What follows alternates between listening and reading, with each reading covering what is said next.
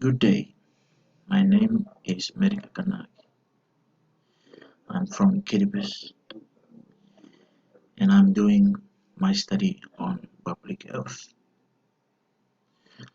The topic that I'm going to talk on today is violence in the home is the root cause of poor health in the family. Violence in the home and health in the home are the two different words, but they can have a big influence to each other. In 2019, Kiribati became the first island in the Pacific with the highest number of 68% of violence in the home, especially to the women. After that survey, the people were struggling to believe that it was Kiribati, the very peaceful island in the Pacific, became the most violent people in the Pacific. So, following that year, the health department performed a finding of good health in every homes in Kiribati. The results stated that in every home of violence, family members were affected with poor health, especially mothers and children.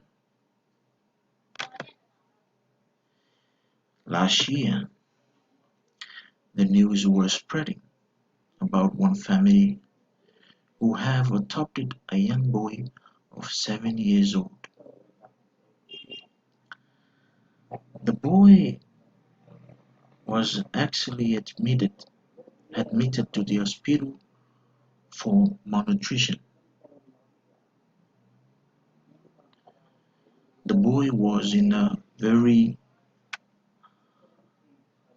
serious condition,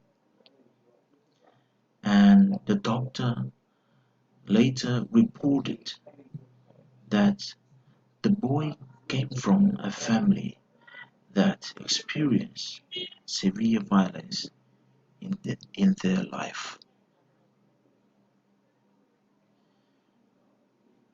Therefore, please stop violence in the home for better health.